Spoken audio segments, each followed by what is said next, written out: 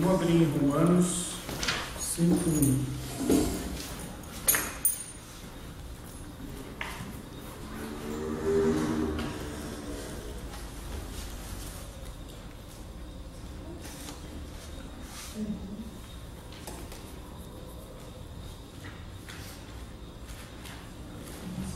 Já achou aí, Bia?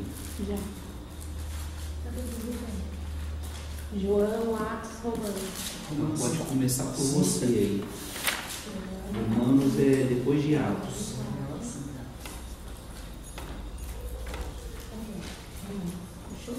Romanos 5, versículo 1. Pode ler? Pode ler. Sendo, pois, justificados pela fé, temos paz com Deus, por nosso Senhor Jesus Cristo. Então, justificados, pois, mediante a fé, temos paz com Deus por Cristo Jesus. Vamos ler também o Salmo 89, verso 14. Salmo 89.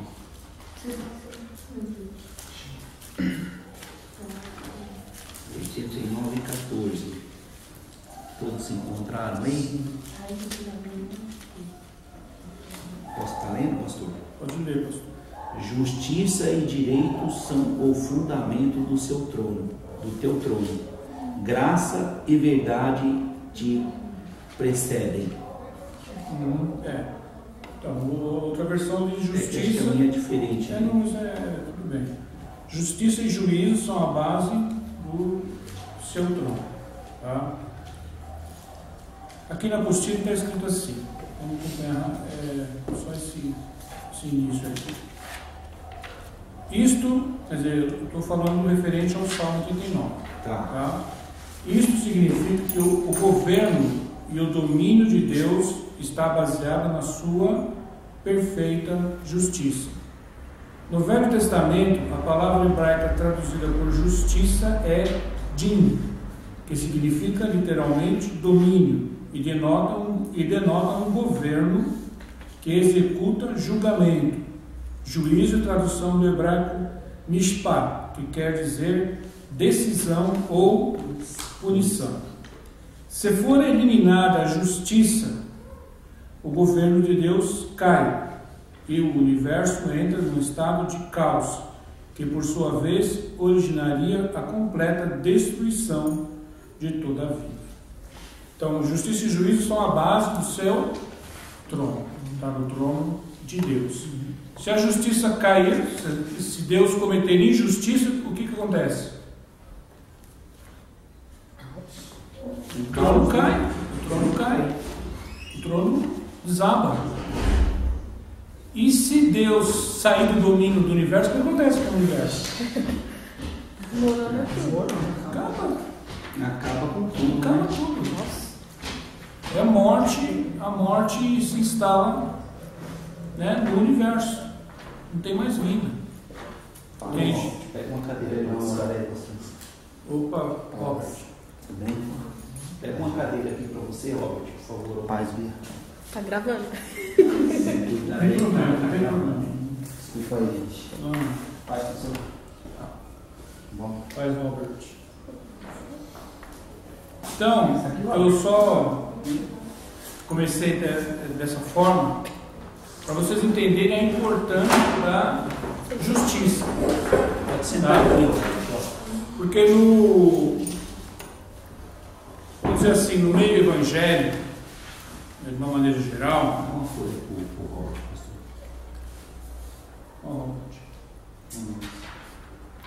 No meio evangélico em geral, procura-se enfatizar o amor, entende? Se fala muito do amor, né? A pastora Mauri. É claro que Deus é amor, diz a palavra de Deus, né? Já João diz, Deus é amor, a primeira carta de João. Porém, o amor é a expressão de Deus. É a maneira como ele expressa. Quer dizer, Deus é amor. Tudo que vem de Deus é um ato de amor. Tá? Mas não confunda o amor de Deus. O amor de Deus não é como o nosso. Tá? Não é. Ontem foi até pregado isso aí. Foi isso mesmo. Você veio a confirmação. Foi pregado isso aí. Ele falou aquela passagem de Pilatos lá, né? Que Jesus foi crucificado. Aí você pegou as cordas, né? Pegou e falou justamente sobre isso. O nosso amor é completamente diferente de Cristo, né? O nosso amor, ele é baseado aqui nos sentimentos, né? O que você sente, o afeto que você tem por uma pessoa, o afeto que você tem pelos pais, né? Pelo filho, né? Que tem filho, a convivência, né? A convivência com os amigos, tal, tudo gera uns sentimentos. Quer dizer, se você vier por alguma necessidade, vier a ter que se ausentar desse lugar durante bastante tempo, o que você vai sentir a respeito desse lugar? Saudade, né? Você vai sentir falta, você vai se lembrar, né, das pessoas que você conheceu aqui. Isso é o sentimento do homem, tá? O sentimento humano. Ele não é uma virtude em si mesmo e também não é um defeito. Ele é apenas uma circunstância, é um sentimento. Entende? Ele se manifesta aqui entre vocês, na igreja, né, entre nós, né? E se manifesta lá fora também. O mundo também tem.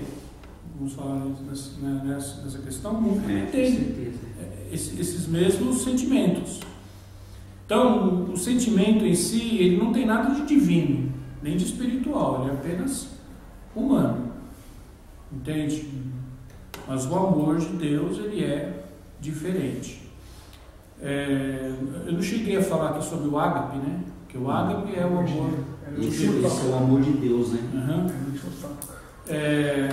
Ágape é uma palavra hebraica, né? Quer dizer, todo o Novo Testamento, onde você vê a palavra amor, na verdade é a tradução do termo ágape. Ágape, na verdade, não é uma coisa de sentimento. Ágape é uma atitude que você toma em prol de outra pessoa, tá? O amor de Deus, ele é baseado em uma atitude, em fazer algo por alguém. Por isso que o apóstolo João fala, né? Não ameis de palavra e de língua, mas de fato, né? No fato e na verdade. Quer dizer, faça algo em favor do seu próximo. Aí você está entrando na esfera do amor de Deus. Só ficar falando que ama, para o culto e fala para o seu irmão que você ama, fala para o seu irmão que você está do teu lado, que você ama ele. Não é errado fazer isso, gente. Expressar o amor é bom, importante, né? Mas isso não quer dizer que está fluindo um amor na igreja. Entende? Apenas as pessoas estão trocando palavras, né? Mas o amor de Deus, ele se manifesta em atos, em uma atitude, em algo que você faz em favor do seu próximo. E ele só é puro quando aquilo que você faz em favor do seu próximo não vai ter nenhum tipo de retribuição para você. Se você faz algo, se você faz algo em favor do seu próximo, já esperando, aguardando a resposta dele, se eu fizer isso por ele vai me amar, né? Se eu fizer isso por ela, ela vai me amar.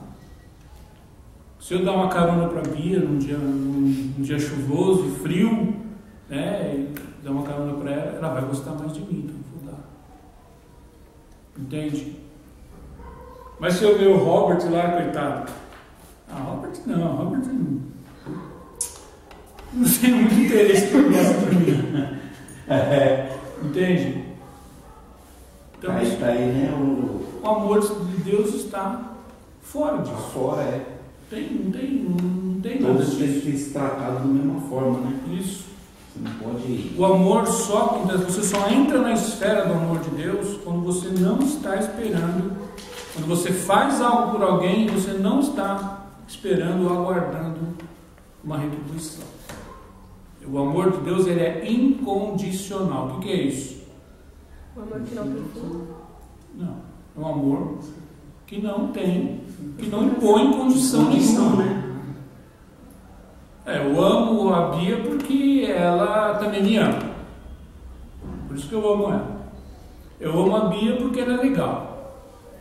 Eu amo a Bia porque ela pegou água para mim lá embaixo. O que eu estou fazendo? Estou impondo uma condição. E se você parar de ser legal? E se você parar de pegar água para mim?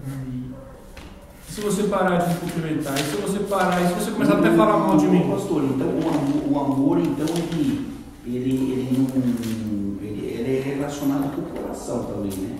Mas ele é um sentimento, né? Não, esse amor que eu estou falando, não. O amor humano o amor humano é relacionado ao coração. Entende? É porque igual, por exemplo, né? A pessoa começa a namorar uma outra pessoa, né? Daqui a pouco aí ele pega, você vê muita coisa aí. Depois a pessoa acaba matando o outro, quer dizer, que amor que é isso? Não é. Então não é amor, isso é um amor humano, né? Isso aí não existe um amor desse jeito, né? Você vê muito acontecer isso aí, né? Essas pessoas doentes aí que acham que a pessoa é propriedade dele, né? É a paixão que eles falam, né? A paixão que você sente amor possessivo de posse da pessoa, como se ela fosse sua. Então isso não é amor, isso é humano, é uma coisa humana, não tem nada de espiritual. Mas tem também, envolve também amor demoníaco também? Não. Nesse amor demoníaco? Não entendi. Assim, o demônio também age também sobre a paixão? Sobre a paixão do amor. Com certeza. Ele pode gerar um ciúme doentio, ele pode... Não é que ele vai gerar, isso já está no ser humano, mas ele pode potencializar, né? Fazer isso crescer. Fazer com que o negócio cresça mais ainda, né? Entende? Até que isso acaba se tornando uma coisa negativa, ruim. Entende? Uma coisa que não vai gerar bem para ninguém. Nem para a pessoa que sente isso, nem para aquele que é o alvo desse sentimento. Exatamente. Entende? Então, o amor de Deus, ele não é baseado em sentimentos, ele é baseado em atitude. Né? É aquele desejo ardente de ver o outro bem. Eu quero muito ver o Robert bem. Quero muito ver ele bem. Quando ele não está bem, eu fico preocupado. Eu fico aborrecido, porque ele não está bem. Então eu quero ver ele bem. Isso aí não tem nada a ver se ele vai gostar de mim, ou se ele não vai gostar, ou se ele vai me retribuir isso, ou se ele não vai. Eu vou fazer o possível que Deus estiver no meu alcance para vê-lo bem. Se ele tem alguma necessidade, eu vou procurar suprir dentro do meu alcance a sua necessidade, né? Se é necessidade de uma atenção, se é necessidade de um dinheiro, se é necessidade de um alimento, se é qualquer tipo de necessidade que surge. O amor de Deus, ele está sempre olhando para as pessoas e procurando, né, suprir as suas necessidades, entende? Sem esperar nada em troca, tá? Quando tem condição, não é o amor de Deus que está agindo, é o amor humano, entende? É o amor terreno, né? Quando você não impõe a condição nenhuma, né? Mesmo que você chega, você faz o bem até para uma pessoa que você sabe que está te fazendo mal, aí você entra na esfera do amor de Deus. Exatamente. Entende? Por que Jesus falou? Amai os vossos inimigos, bendizei aqueles que vos maldizem e que vos perseguem, orai por eles. Entende? Porque aí você entra na esfera do amor de Deus. Orar. Você já experimentou orar por alguém que você sabe que te detesta? Você não consegue. Você não consegue. É aquilo que o pastor estava falando, né? Também. Porque não está no ser humano fazer isso. O pastor falou que quando você está conversa com uma pessoa, quando você começa a falar coisas boas, a conversa termina rápida, né?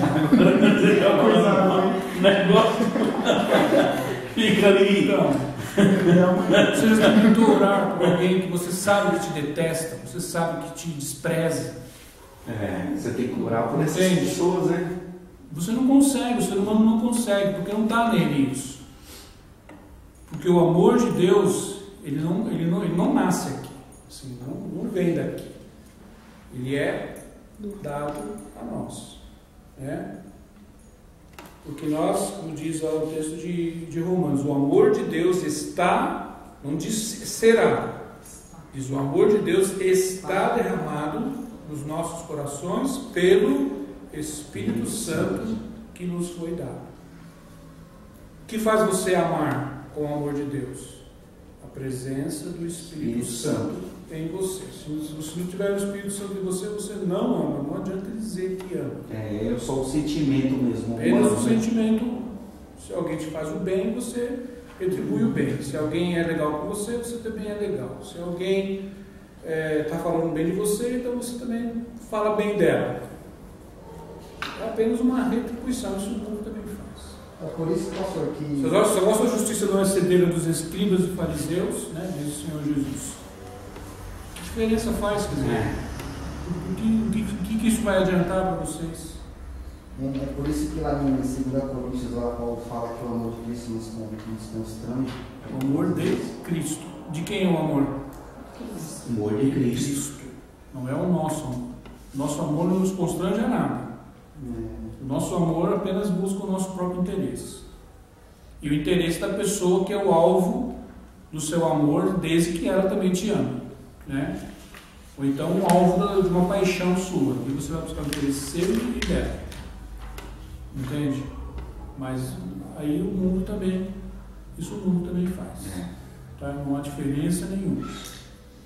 Então o amor de Deus é algo que está acima. Eu acabei entrando nessa questão do amor, e não é nem essa questão que nós vamos tratar aqui. Mas é importante, porque se fala muito do amor de Deus. O amor de Deus é esse amor que eu digo, que eu falei. É um amor incondicional, é um amor que se manifesta em atos, em atitudes. Ele deu o seu filho. E isso é importante para a salvação, né? Você ter Isso, o amor de Cristo, né? Isso, é porque Deus manifestou esse amor em atos que nos fomos salvos. Porque Deus amou o mundo, né, de tal maneira que deu. Ele fez alguma coisa. Deu o seu Filho unigênito para que todo aquele que nele crê não pereça, mas tenha a vida eterna. O que está em João 3,16. Então, o amor de Deus, ele é real, ele é incontestável, né? E ele é uma coisa com a qual você pode sempre contar, o amor de Deus, tá? O amor dele não é dado só a você, mas a todos, tá? O Senhor é bom para todos. No entanto, as coisas de Deus não se baseiam apenas no amor, entende? Porque se fosse só o amor, poderia acontecer aquilo que eu falei no início. Se a justiça for removida, o que acontece? O universo cai. Ou se o governo de Deus cair, porque ele está baseado em quê? Na justiça e no juízo, né?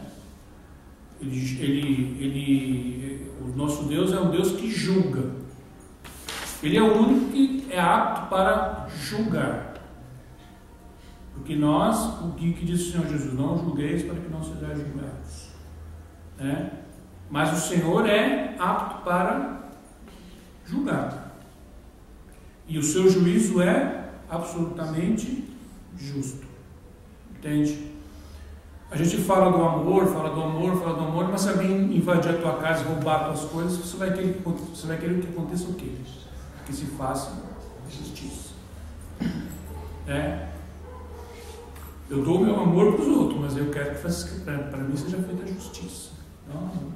Mas que deve se fazer no caso desse, por exemplo, roubou, você deixa ele lá? Então, você vai buscar a justiça. Justiça, não é errado buscar a justiça dos homens aqui, né? No entanto, quando entra na esfera do amor, o que Jesus diz? O que ele fala? Se alguém bater na tua face, oferece também a outra. Oferece a outra. Se alguém tomar a tua cara, oferece também a outra. Se alguém tomar a tua cinta, oferece também a cara. Não é tão simples assim, não é? Mas eu quero entrar na esfera da justiça. Tá? Porque no fim, Deus vai fazer justiça. Se você for injustiçado, Ele vai fazer justiça. Tá? Porque Ele é justo. No tempo dele, não no seu tempo. Entende? E às vezes a justiça de Deus nos prega umas peças, né? Umas surpresas. Porque a gente tinha assim, às vezes tem coisas que acontecem, que pessoas fazem pra gente e tal, ou certas demandas que a gente tem com outras pessoas, que a gente pensa, puxa vida, eu fui injustiçado. Puxa vida, eu estou sendo perseguido. Puxa vida, aquela pessoa quer o meu mal. Puxa vida, aquela pessoa fez isso porque ela é maldosa, ela é má. A gente sempre pensa nessas coisas. Aí a gente fala, Senhor, faz justiça. Não tem, às vezes, até campanha aí, Senhor, campanha para causas da justiça, não tem? A gente faz bastante campanha. Senhor, olha a minha causa da justiça, Senhor, olha a minha causa. Só que isso é uma faca de dois gumes. Porque ninguém é justo aos olhos do Senhor. É verdade, ninguém é justo. Existem ocasiões em que você está sendo injustiçado. Mas pode ser que haja ocasiões em que você pense que está sendo injustiçado, mas na verdade não está. Talvez você esteja, até colhendo algo que você mesmo plantou. Entende? Algo que você mesmo semeou. Pode acontecer, pastor, assim, você pensar que está sendo injustiçado, mas você saber que você fez uma injustiça atrás, você perceber que aquilo pode ser um preço de que você pagou por... Pode, depende da sua sensibilidade ao Espírito Santo. Entende? Uma vez eu nunca esqueci uma coisa que o pastor me falou, né? Ele falou para mim assim uma vez: eu fiz coisas, quer dizer, fizeram coisas para mim que eu poderia ter chamado a polícia e mandado prender aquela pessoa. Entende? Mas eu também já fiz coisas que outros poderiam ter mandado me prender, mas alguém não fez isso. Então eu também não vou fazer. Entende? Ele me disse coisas, me falou coisas, me fez calúnias que eu poderia abrir um processo contra ele. Aí ele se lembrou, mas eu também já fiz no passado coisas para outras pessoas que eles poderiam ter aberto um processo contra mim, mas eles também se calaram, não fizeram. Então, entende? Esse próprio Espírito Santo, né, que alerta, né, fala para você também é errado, também, você já passou por isso, né? Como é que você vai fazer uma coisa se eu plantei hoje, eu vou colher amanhã. Isso é um princípio de justiça. Tudo que o homem semear, isso também se fará. Quem semeia corrupção, colherá corrupção. Quem semeia na carne, como diz o apóstolo Paulo, colherá corrupção. Quem semeia no Espírito, colherá vida eterna. Então você colhe sempre o que você semeia. Isso é uma questão de justiça. Entende? É uma questão de justiça.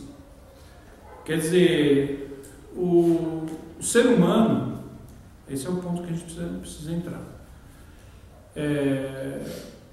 O ser humano não tem justiça em si mesmo.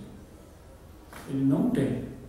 Ele não dispõe. Isso não faz parte do DNA do ser humano, justiça. Ele não tem. Ele não é justo. Entende? Nenhum de nós é.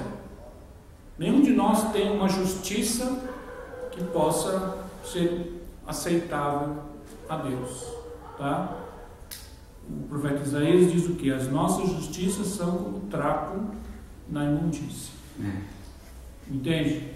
Vamos continuar lendo aqui o texto. Se for eliminada a justiça, o governo de Deus cai, eu já li, né? E o universo entra num estado de caos, que por sua vez originaria a completa destruição de toda a vida. Deus não pode desistir da sua justiça. Se ele desistir, o universo cai. O governo de Deus cai, o universo entra em caos.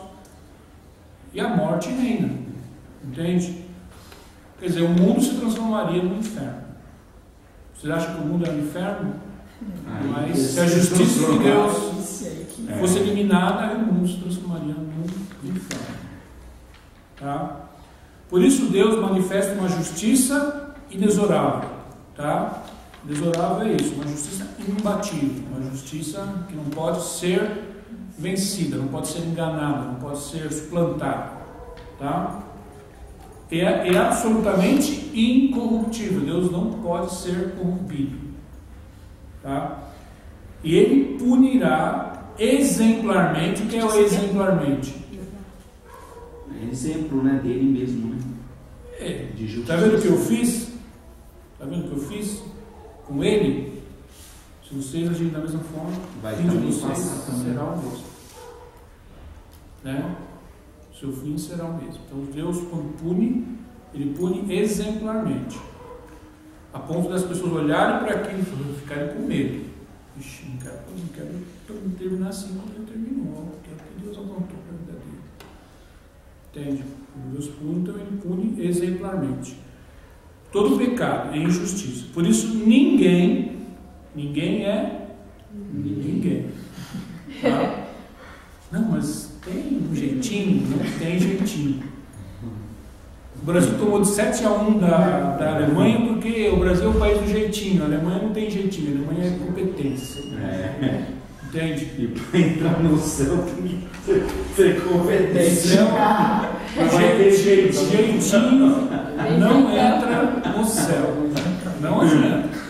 Se falar para Deus, dá um jeitinho para mim. Dá um jeitinho. Vê o meu caso. Vê a minha condição. Entende? Não tem. Tá? Então, ninguém subsistirá diante de Deus sob, quer dizer, debaixo de pecado e injustiça. Tá?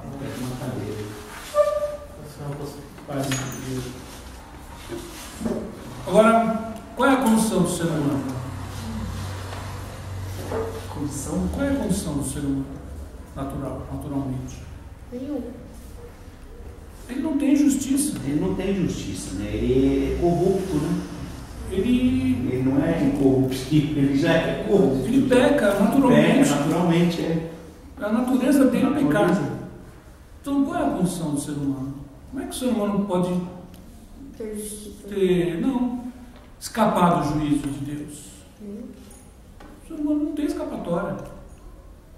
Ele não tem escapatória, ele não tem como sair.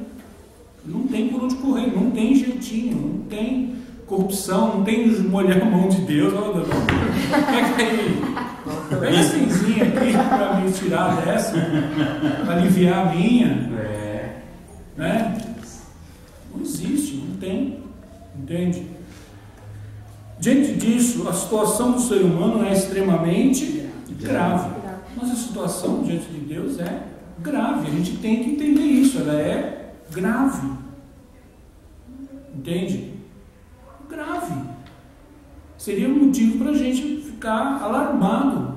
Né? Alarmado. Meu Deus. Por isso que quando acontecem tempos de avivamento, de verdadeiro despertamento, a pessoa acha que avivamento é pular, cantar, né? Girar na igreja, acho que isso é avivamento, cantar hino de fogo. Eles acham que isso é avivamento. Avivamento é quando o Espírito Santo desce e te convence do pecado. E você então fica alarmado. Meu estado diante de Deus, minha condição diante de Deus é grave.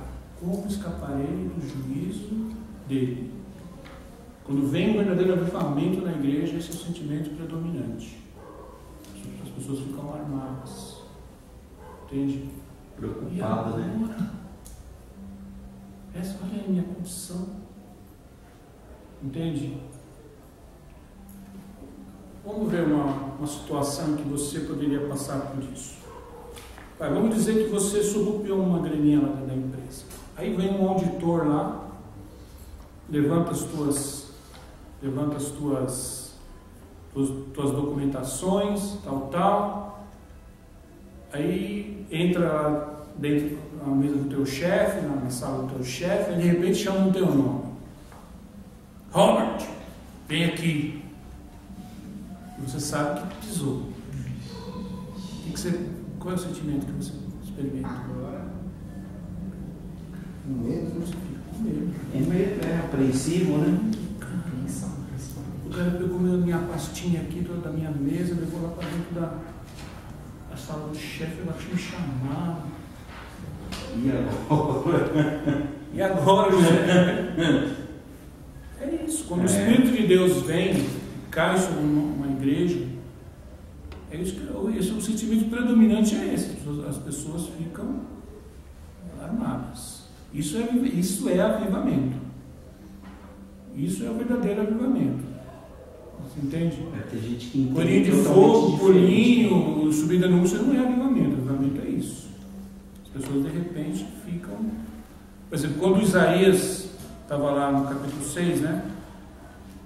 Os primeiros 5 capítulos, Isaías estava lá falando: ai desse, ai do que ajuda a verdade, fica sucumbindo a terra, ai daquele outro. Aí no capítulo 6 ele vê o trono de Deus. No ano da morte do rei Uzias, eu vi o Senhor assentado sobre um alto e subiu. As abas das suas vestes enchiam o templo.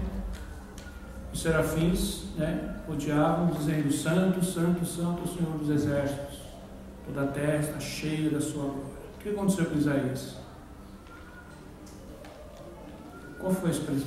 O que ele viu? O que ele sentiu quando ele viu? Sentiu que ele era pecador diante de Deus. Ai de mim, eu vou morrer. Meus olhos viram o Rei, o Senhor dos exércitos. Quando você vê o Senhor, você não vai sentir alegria. Realmente, aí você vê, né? Essa é a questão. A hora que você vê o Esse Senhor, é realmente avivamento. a hora que Ele se mostra para você, Você como Ele sente é, medo, né? o primeiro sentimento é: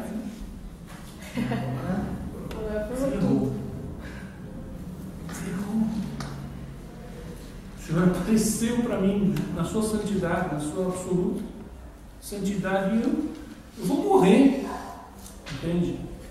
É isso que acontece. Isso é a verdadeira presença de Deus. A gente não sabe o que é a presença de Deus. Na A verdade, gente não não tem essa sabe o que é a presença de experiência. Deus. A gente acha que a presença de Deus é reteté. Mas a presença de Deus é temor. A primeira coisa que você sente não é alegria, não é vontade de pular, mas é de cair de joelho. A presença de Deus é igual É de se humilhar. o apóstolo Paulo, né? Quando ele teve um encontro lá com, né, que ele era Saulo, né? E depois ele Caiu do cavalo. caiu ali, ficou cego, né? E ali A alegria a vem presença de depois. Deus. Depois que você se sente perdoado por esse Deus justo, né?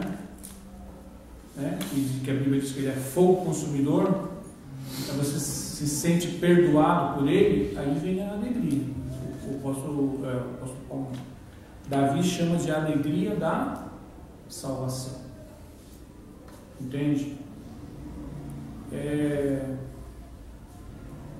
Diante disso, a situação do ser humano é extremamente grave, pois a Bíblia afirma que o ser humano é pecador e injusto, e pior, é dotado de uma natureza pecaminosa. Vamos abrir Romanos 5, 12.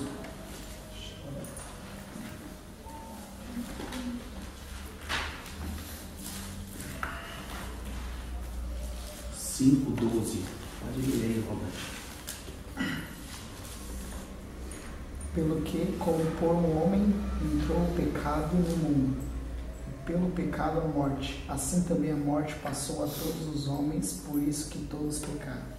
Então, o que diz a palavra de Deus diz? Que a morte entrou por Adão e passou a todos os homens. É como uma doença que você passa para o filho que você gera. Entende? Você está doente, você está infectado, e você gera um filho também infectado. E o filho dele também será infectado. E assim por diante. A morte e o pecado, que o pecado sempre acompanha a morte. Ou a morte sempre acompanha o pecado. Porque o salário do pecado é a morte. Romanos 6:23.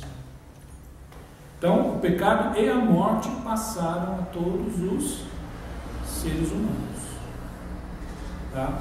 Através de Adão.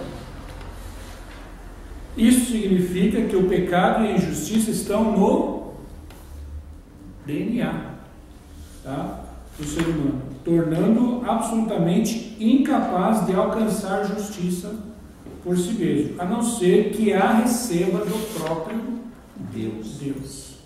Assim como o amor você não tem em si mesmo, você recebe de Deus, a justiça também você não tem, você tem que recebê-la de Deus. Deus só aceita a justiça recebida, que você recebeu dele mesmo. A sua justiça para Deus é um monte de lixo, ele não vale nada. Tá? As tuas opiniões, seus conceitos, suas tradições,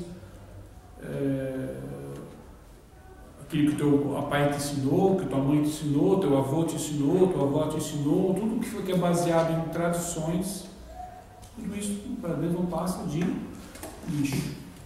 O que nós temos que ensinar para os nossos filhos é o temor do Senhor. É isso que nós temos que ensinar para os nossos filhos. Tradições de família, isso não adianta nada na vida dele. O que adianta a ele nós ensinarmos a ele a temer a Deus, porque o temor do Senhor é o princípio da sabedoria. A sabedoria não é em conhecer a Bíblia de capa a capa, o saber tudo sobre Deus. O princípio da sabedoria é o temor do Senhor, aprender a temer a Deus. Aí você começa a ser sábio. Entende? Quando o senhor fala, pastor, tradição de família, o senhor fala o quê? Tradição de família. Vamos ver um exemplo. Tipo assim, ó, a minha mãe, quando ela... Tipo, vai. Seu avô morreu sem dívidas. Seu pai morreu sem dívidas. Eu não tenho dívidas. E você também não vai ser uma pessoa endividada. É certo, não ter dívidas, não é verdade? Mas são tradições humanas. Entende? São apenas tradições humanas. Não é isso que vai fazer você se tornar justo. Você seguir a tradição da família. Teu pai era pastor, eu sou pastor, você também vai ser pastor. São tradições familiares. Por exemplo, tem pastor que acha que tem que passar a igreja para o filho, como se a igreja fosse uma empresa. E não é, porque carne e sangue não herdarão o reino de Deus. E se Deus não quiser que o teu filho seja pastor da igreja que você pastoreia? Ele pode não querer. Você quer. Você fala com o pastor, hipoteticamente, pastor. E se Deus não quiser? Com certeza. O seu filho não vai ser pastor. Eu não chamei ele para pastorar. Tem muitos pastores por aí que acham que a igreja é um tipo de, de empresa. Tem pastores que acabam ungindo até pecado, né? Claro. Porque aquela pessoa não é para ser pastor. Mas ele acha que a igreja é dele. Ele tem que continuar, né? Ele acha que a igreja é dele, então ele tem que passar a igreja para o filho. Está cheio de pastor que faz isso. Mas então, pastor, esse negócio aí que você está falando aí, é que assim, entendeu? A minha avó, né, ela dava cafezinho lá pro santo, né? E dava bala. Aí a minha mãe também dava cafezinho pro santo e bala, né? Aí a minha mãe, quando era pequena, ela pedia pra mim, né, colocar o cafezinho lá na xícara lá pro santo, né? Por causa da minha, se não me engano, né? Mas é isso aí, tem algum problema comigo, pastor? Se eu conseguir isso aí, entendeu? Não, a questão não é essa. A questão não é essa. Essa é uma tradição religiosa. Isso. Tradição religiosa. Que vem do catolicismo mesclado com o espiritismo, né? Cosme Damião, é um espiritismo. Já vem lá de trás, né? Com o espiritismo. Você conhece a verdade. Você não. Mesmo que você tenha praticado, você já se arrependeu dessas coisas. E você começou uma Mesmo você não vai pegar maldição na sua vida por causa disso aí. Porque você agora é uma nova criatura em Cristo. Você mudou. Você é uma nova criatura em Cristo? Com certeza. É uma transformação. Então não tem porquê. Então acabou. Tem? Então, diante disso, a situação do ser humano é extremamente grave. Isso significa que o pecado e a justiça estão no DNA do ser humano, quer dizer, está no seu sangue, está no seu DNA, está na sua estrutura, tornando absolutamente incapaz de alcançar justiça por si mesmo, a não ser que a receba do próprio Deus. Como é que você recebe a justiça de Deus? Para você escapar do juízo de Deus. Não adianta chegar diante de Deus apresentando a sua própria justiça, que ela não serve de nada. O juízo vem para cima de você. Tá? Então, isso só é possível através da cruz de Cristo, onde Jesus, tendo cumprido a justiça de Deus, recebeu a punição por toda a injustiça cometida por cada ser humano, sendo o único que pode nos justificar diante do Pai, isto é, dar-nos a sua própria justiça. Que ele foi feito justiça, santificação, redenção e justiça. Ele é a nossa santificação, ele é a nossa redenção e ele é a nossa justiça. Nós temos acesso à justiça de Cristo pela fé na eficácia do seu sacrifício. Sacrifício aonde? Na cruz. Jesus, ele cumpriu a justiça de Deus. Ele viveu uma vida sem pecado. Então ele cumpriu. Aí, na cruz, o que aconteceu? Ele recebeu a punição das nossas injustiças, não das dele, porque ele não tinha. Então ele sofreu essa injustiça no nosso lugar. Então a nossa justiça vem da onde? Vem de Cristo e da cruz. Da cruz. Da cruz. Eu acho assim, uma coisa terrível, a maneira como a igreja não sabe o princípio da cruz. Como a igreja se esquece da cruz. Entende? As pessoas fazem, até cita a cruz, mas o povo não sabe o que é, o que significa a cruz para eles. Entende? Lembra dessa história toda da justiça inexorável de Deus, da justiça, que ele não pode agir fora da sua justiça, senão o universo cai, o universo é destruído. Ele não vai deixar de ser justo com você, e se você morrer em pecado, morrer na injustiça, ele vai executar juízo sobre você. Ele não pode te salvar. Ele não pode, se ele te salvar, ele vai deixar de ser justo. Então ele não vai salvar você e deixar o universo todo ser destruído. Então cada um deve ir à cruz de Cristo e obter da cruz justiça para si mesmo. Tá? O livro de Romanos, vocês deveriam ler Romanos fala tudo isso. Entende? A questão, né, da justificação pela fé, de ir a cruz de Jesus Cristo e assumir para si a justiça dele, né? Se arrepender do pecado, se arrepender da sua injustiça e convencer-se que você não tem justiça, que você precisa da justiça dele, porque você não pode cumprir, você não consegue agradar a Deus. Só se você tiver a justiça de Cristo, entende? Que foi disponibilizada para nós através da cruz. É por isso que como eu falei antes, uma calamidade a igreja se esquecer da cruz. Porque a cruz, ela significa muitas coisas. Porque se você vive pela cruz, e você tem que viver pela cruz, você não tem outra vida para viver.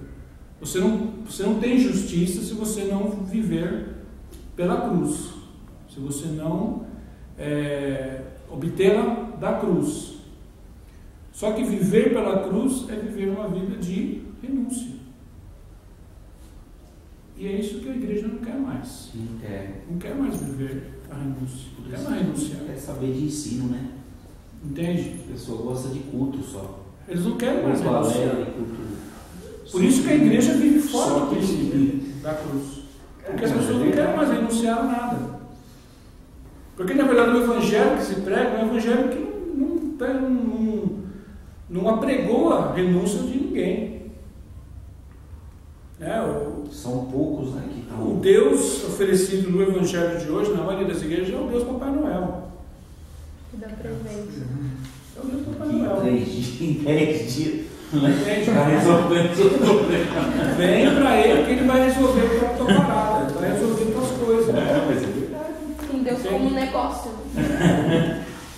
Entende? Vem para Jesus que Jesus é amor. Aí ele vai acaba entrando te nisso ajeitar a tua vida. no amor sentimental.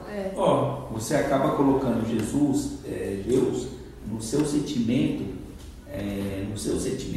no seu amor, em forma de sentir o seu sentimento. Só que não é aquele amor, né, de Cristo, porque você já está até condicionando a Deus. E quem somos nós para condicionar, né? Olha, aqui, vamos fazer isso aqui, igual o pastor falou, faz uma novena que vai acontecer, o católico faz isso, faz uma novena que depois vai acontecer, né? Faz não sei o que para se despedir, Santo Expedito Já vai teve caso de conseguir. fazer A mesma coisa, essas campanhas. Não tem? Ó, faz isso que Deus vai dar. Mas Deus está para fazer isso aí. Um carro. Deus quer que você seja Sim, salvo.